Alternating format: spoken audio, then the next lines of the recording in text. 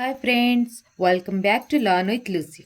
आज का टॉपिक है root mean square, that is RMS value of AC. AC का आरएमएस वैल्यू कैसे निकालते हैं और आरएमएस एसी जो है अल्टरनेटिंग करंट है उसका RMS value root mean square क्या है ये भी समझते हैं। एसी मतलब क्या है? Alternating current. करंट किस तरह से होगा? अल्टरनेटिंग नेचर का होगा। इस तरह से अल्टरनेटिंग नेचर आएगा, कभी पॉजिटिव कभी नेगेटिव, कभी पॉजिटिव कभी नेगेटिव। उसका डायरेक्शन क्या होगा ना, चेंज होते रहेगा। ठीक है, तो अल्टरनेटिंग करंट, इस करंट का जो है इस करंट का जो है आरएमएस वैल्यू मतलब रूट मीन स्क्वायर वैल्यू क्या है, ये आज का टॉपिक है। ठीक है, तो आरएमएस वैल्यू है क्या? It is defined as that the value of alternating current over a complete cycle. एक कंप्लीट साइकिल मतलब क्या है? साइकिल कहाँ से शुरू होता है? इधर से लेके इधर तक। ये क्या है? एक साइकिल। यहाँ से लेके यहाँ तक क्या है? एक वन कंप्लीट साइकिल है। ठीक है, ठीक है, वन कंप्लीट साइकिल है।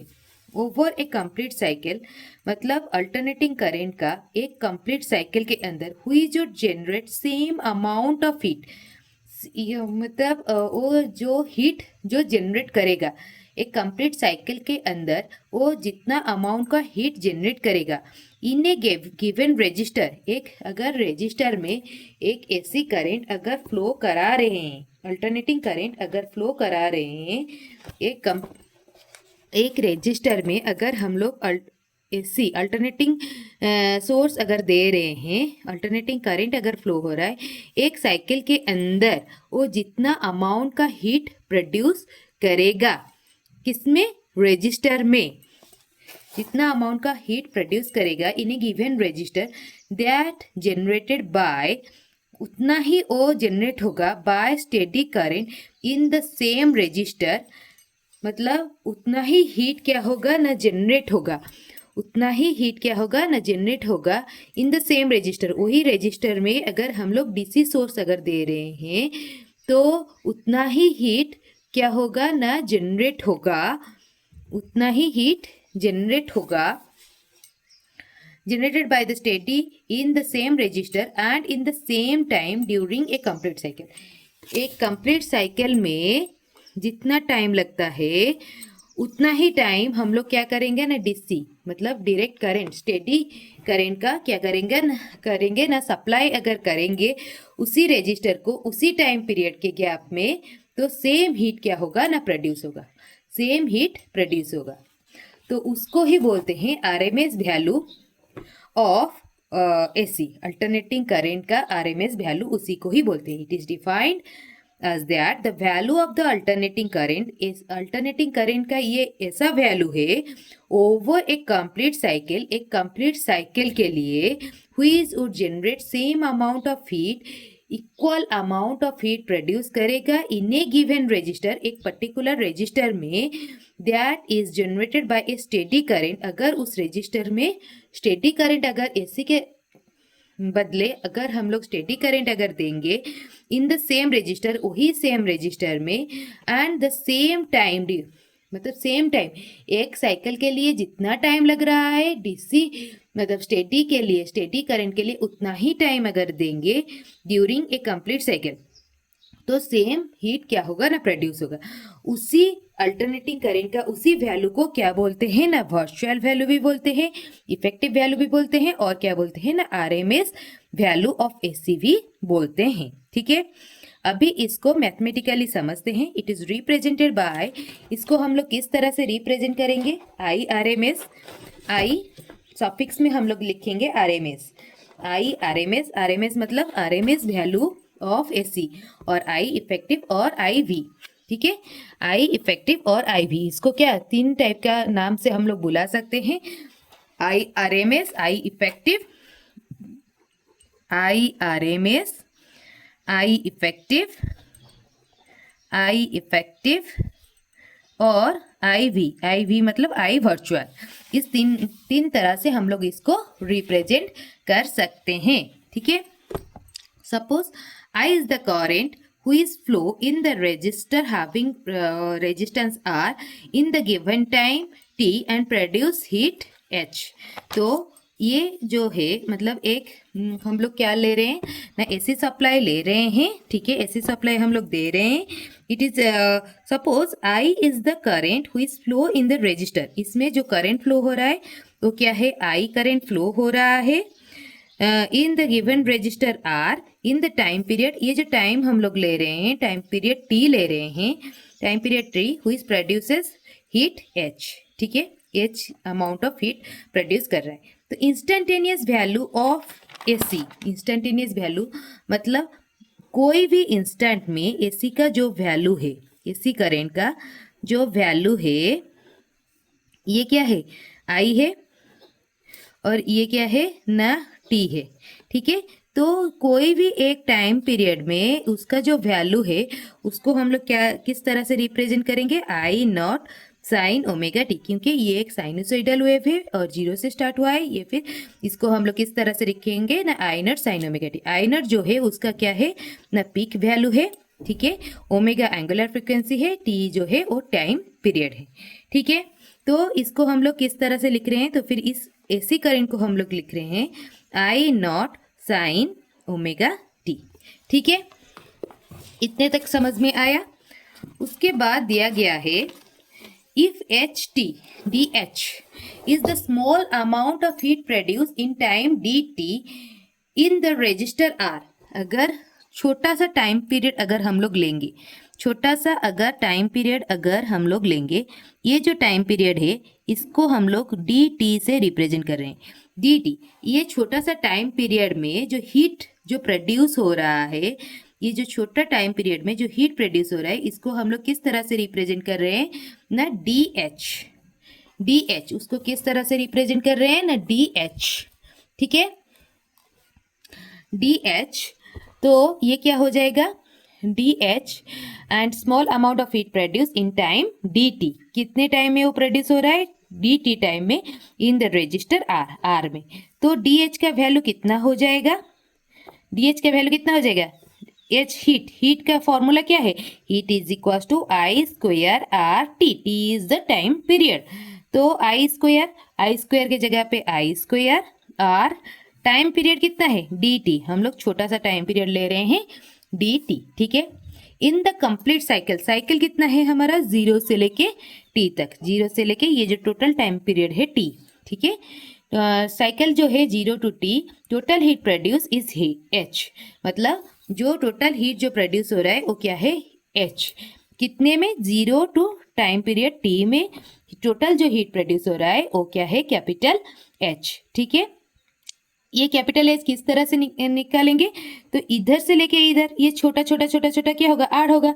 तो फिर इसको क्या करेंगे ना, इंटीग्रेट कर लेंगे। तो इंटीग्रेट करेंगे तो D H integration zero to T time period integration zero to T I square R D T, ठीक है। इधर भी इंटीग्रेशन कर दिया, इधर भी इंटीग्रेशन कर दिया, और टाइम पीरियड कितना दिया ना, जीरो टू टी, क्योंकि वो एक कंप्लीट टाइम पीरियड कितना है, zero to T total time period.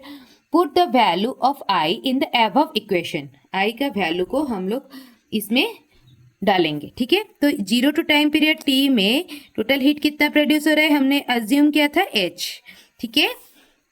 अभी हम लोग क्या करेंगे ना, आई का वैल्यू पुट करेंगे। आई का वैल्यू क्या है, I naught sine omega t, I naught sine omega t का स्क्वायर आर डी टी, ठीक है। तो ये जो है आई नॉट आर, ये क्या है, कांस्टेंट है, तो ये क्या हमारा आ जाएगा, इंटीग्रेशन से बाहर निकल आ जाएगा, I naught square R integration zero to t sine square omega t d t, sine square omega t d T, ठीक है। इतने तक समझ में आया। अभी हम लोग क्या करेंगे ना, जो इंटीग्रेशन ऑफ साइन थीटा कितना होता है, integration sine theta sine square theta कितना होता है, 1 माइनस कॉस 2 थीटा बाय 2, यही होता है या नहीं, 1 माइनस कॉस 2 थीटा बाई 2, यही वैल्यू इस इधर क्या करेंगे ना, हम लोग डालेंगे, ठीक है। तो h का कितना हो गया, H is equals to heat is equals to हमारा कितना था I naught square R integration 0 to t sine square omega t d t इतना था। तो इसके बाद हम लोग क्या डालेंगे, वो फॉर्मूला डालेंगे I square R sine square omega T के जगह पे क्या डालेंगे, one minus cos 2 omega T by 2 omega T by 2। ये क्या हो जाएगा, डी टी इधर आ जाएगा। ये कौन सा फॉर्मूला डाले, integration of sine square theta D theta is equals to 1 minus cos 2 theta by 2, ये वाला डाले। ठीक है, अभी क्या हो जाएगा ना, ये 2 क्या है, कांस्टेंट है, इधर आ जाएगा। तो h is equals to I naught square R by 2 integration 0 to t 1 minus cos 2 omega t d T. ठीक है, अभी कितना आ जाएगा ना, I naught square R by 2 integration 0 to t d t, इधर 1 से मल्टीप्लाई होगा तो डी टी माइनस, ये खोल देंगे ना, integration 0 to t cos 2 omega t d T. ठीक है, खोल दिया ब्रैकेट, अभी लिमिट डालेंगे। ठीक है, तो ये कितना हो जाएगा, I naught square R by 2 integration of d t मतलब क्या है, टी, उसका लिमिट क्या है 0 to t minus cos 2 theta कितना होता है, साइन 2 थीटा बाय 2। तो ये क्या हो जाएगा, sine 2 omega T by 2 omega 0 to t, omega constant है तो उसके साथ क्या हो जाएगा, 0 to t इधर आ गया। समझ में आया। फिर अभी क्या करेंगे ना, I naught square R by 2, ये लिमिट डालेंगे, t का वैल्यू कितना है, t minus 0, upper limit minus lower limit, minus 1 by 2 omega निकल आया, और इधर अपर लिमिट क्या डालेंगे, sine 2 omega T minus sine 0।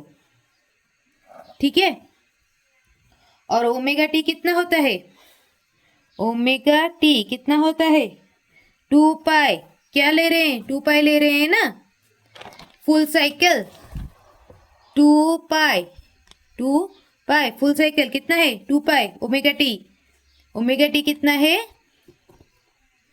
Omega t का वैल्यू कितना है, ये फुल साइकिल एक कंप्लीट साइकिल में टाइम पीरियड कितना है 2 पाई, ओमेगा टी इक्वल्स टू 2 पाई।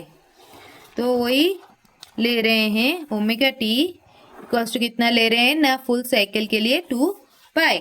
ठीक है, अभी ये वाला वैल्यू डालेंगे तो ये कितना हो जाएगा ना, I naught square R by 2, ये कितना हो जाएगा टी, ये टोटल का एक ब्रैकेट, हाँ टी माइनस 0 का 0 है, 1 by 2 omega sine 2 omega T के जगह पे क्या लिखिए 2 पाई माइनस साइन 0।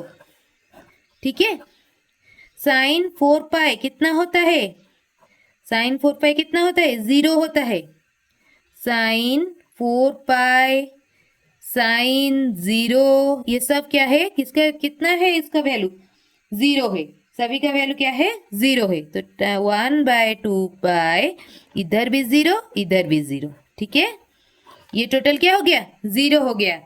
तो हमारा हीट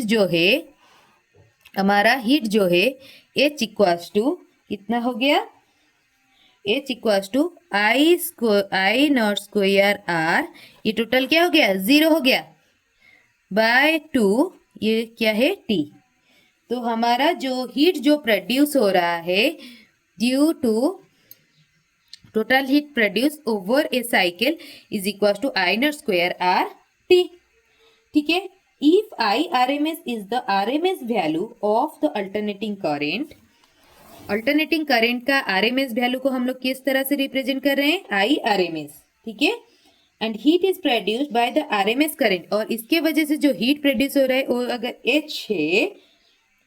अगर H है तो फिर इस H को किस तरह से हम लोग लिख सकते हैं, IRMS स्क्वायर RT. ठीक है. हीट जो प्रोड्यूस होगा उसको किस तरह से लिखेंगे, IRMS स्क्वायर RT. तो ये जो वैल्यू है, ये हीट जो वैल्यू है और ये जो हीट का जो वैल्यू है, दोनों क्या है, इक्वल है, क्योंकि ये भी क्या है, heat produce over a cycle, over a complete cycle. Heat produce over a complete cycle. ये वाला हीट और ये वाला हीट क्या है ना, आरएमएस वैल्यू के करंट का आरएमएस, अल्टरनेटिंग करंट का आरएमएस वैल्यू की वजह से जो हीट प्रोड्यूस हो रहा है. तो दोनों को हम लोग इक्वल करेंगे, इक्वेशन में डालेंगे. तो IRMS square RT is equal to I naught square RT by 2. तो RT क्या हो जाएगा, कैंसिल हो जाएगा. तो IRMS square is equal to कितना हो गया, I नॉट बाय 2. तो IRMS कितना हो जाएगा, तो फिर I स्क्वायर बाय 2 का रूट ओवर, जो कि क्या है, I naught by root 2. That is 0.707 I naught. That is 0.707 I naught. तो IRMS जो हो गया वो कितना हो गया ना, 70.7% of I not. I not क्या है, मैक्सिमम करंट. मैक्सिमम करंट मैंने कहा था ना, I नॉट जो है वो क्या है, मैक्सिमम करंट. उसका जो मैक्सिमम वैल्यू होता है उसको क्या बोलते हैं, I नॉट बोलते हैं. उसका 70.7% क्या है ना, RMS वैल्यू है. ठीक है. From the above equation we concluded that the RMS value of current is 70.7% of the peak value of the current. 70.7% of peak value of the current का peak value. इसी तरह से in the same way the RMS value of the alternating EMF का किस तरह से होगा, alternating EMF का सेम क्या होगा, वैल्यू इज इक्वल टू क्या हो जाएगा, E naught by root 2. That is 0.707 E naught, या फिर इसको किस तरह से लिखेंगे ना, 70.7% of E naught, maximum value of the EMF का मैक्सिमम वैल्यू का 70.7%. ठीक है. तो अगर हम लोग इसको इस तरह से ग्राफ में अगर लिखेंगे, मतलब डायग्राम के थ्रू अगर हम लोग समझेंगे तो किस तरह से समझेंगे, देखो ये क्या हो गया, AC हो गया, इसका करंट ये क्या हो गया, T हो गया. तो ये जो वैल्यू है इसको क्या किस तरह से रिप्रेजेंट करें, मैक्सिमम करंट को I नॉट. और RMS करंट कितना होता है, RMS करंट कितना होता है, 0.707 ऑफ I नॉट. ये क्या है, RMS करंट. ठीक है ना. और उससे नीचे क्या होता है, एवरेज करंट 0.637 I नॉट, मतलब पीक वैल्यू का 63.7%. ठीक है. ये क्या है ना, average value of current. This one is the average value of the current and this one is the RMS value of the current. ठीक है. RMS and average value of the current on the same graph के ऊपर. ठीक है. AC ammeter and voltmeter, जो AC का ammeter होता है, AC का ammeter क्या बोल रही हूँ मैं, ammeter and voltmeter, ये क्या करते हैं, ये दोनों क्या करते हैं, ये दोनों मीटर है, ये करंट मेजर करता है और ये वोल्टेज मेजर करता है. ठीक है. AC ammeter and voltmeter always measure the virtual value of the AC. वो क्या मेजर करेंगे, virtual value of AC. Virtual value कौन है, ये वाला जो है वैल्यू, RMS वैल्यू जो है, ये दोनों AC का वर्चुअल वैल्यू को मेजर करते हैं. वर्चुअल वैल्यू मतलब RMS वैल्यू को क्या करते हैं ना, मेजर करते हैं. Virtual value of the AC और अल्टरनेटिंग ईएमएफ। एसी का वर्चुअल वैल्यू मतलब आरएमएस वैल्यू को ये दोनों मेजर करते हैं। They are also called the hot wire instrument because deflection in the needle depend upon the heat produce in any coil. मतलब ये आमीटर या फिर वोल्ट मीटर में जो क्या होता है ना, डिफ्लेक्शन होता है नीडल में, जो डिफ्लेक्शन होता है, ये नीडल में जो डिफ्लेक्शन होता है वो किसके ऊपर डिपेंड है? Heat produce in the wire. जो हीट, जो ये जो डिफ्लेक्शन हो रहा है ये किसके ऊपर डिपेंड है ना? हीट के ऊपर डिपेंड है। आरएमएस वैल्यू का करंट का, अल्टरनेटिंग करंट का हीट के ऊपर डिपेंड है। आरएमएस वैल्यू के ऊपर क्या है ना? डिपेंड है। Depend upon the heat produce of any coil. Coil में जो हीट प्रोड्यूस हो रहा है उसके ऊपर ये डिफ्लेक्शन क्या है? डिपेंड है। और ये हीट किस वजह से प्रोड्यूस हो रहा है? अल्टरनेटिंग करंट का आरएमएस वैल्यू के ऊपर डिपेंड हो रहा है। If we connect ordinary DC ammeter और voltmeter to the AC circuit, अगर हम लोग कोई भी एसी सर्किट में जहाँ पे कि हमारा क्या हो रहा है, सोर्स क्या है? एसी है, उधर हम लोग क्या करेंगे ना, डीसी एमीटर या फिर वोल्ट मीटर लगा लेंगे। डीसी एमीटर या फिर वोल्ट मीटर लगा लेंगे। एमीटर या फिर वोल्ट मीटर अगर लगा लेंगे to the AC circuit, they read zero. उनका वैल्यू कितना, वो कितना रीड करेंगे? जीरो रीड करेंगे। Because the average value of the alternating current and alternating voltage over a full cycle is zero. क्योंकि पूरा फुल साइकिल में उनका एवरेज जो वैल्यू है, टोटल एवरेज वैल्यू कितना होता है ना? जीरो होता है। इसीलिए अगर हम लोग कोई भी ऐसी सर्किट में अगर हम लोग डीसी एमीटर या फिर वोल्ट मीटर अगर लगा लेंगे तो वो क्या करेगा ना? जीरो डिफ्लेक्ट करेगा। ठीक है ना? कभी अगर कोई क्वेश्चन पूछेगा कि हम लोग डीसी सर्किट में क्या कर रहे हैं ना, एसी सर्किट में हम लोग डीसी एमीटर या फिर वोल्ट मीटर लगा रहे हैं, तो उसका रीडिंग कितना होगा? उसका रीडिंग क्या होगा? जीरो होगा। क्यों जीरो होगा? क्योंकि वो एवरेज वैल्यू क्या करता है, फुल साइकिल में उसका एवरेज वैल्यू कितना हो जाता है? जीरो हो जाता है। हम लोग लास्ट क्लास में पढ़े थे कि लास्ट क्लास में हम लोग क्या पढ़े थे कि अगर हम लोग पूरा साइकिल को अगर हम लोग देखेंगे तो वो क्या हो जाएगा ना, पॉजिटिव साइकिल में वो कितना हो रहा है? पॉजिटिव साइकिल में उसका जो एवरेज वैल्यू हो रहा है, पॉजिटिव साइकिल में उसका जो एवरेज वैल्यू हो रहा है, आई का एवरेज वैल्यू जो हो रहा है वो कितना है? 2I0/पाई। और नेगेटिव साइकिल में उसका एवरेज वैल्यू कितना हो रहा है? नेगेटिव साइकिल -2I0/पाई, -2I0/पाई। ये क्या है? ये पॉजिटिव साइकिल का है, ये नेगेटिव साइकिल का है। तो टोटल साइकिल, फुल साइकिल में कितना हो जाएगा? दोनों को अगर ऐड कर लेंगे तो कितना वैल्यू आएगा ना? जीरो वैल्यू आएगा।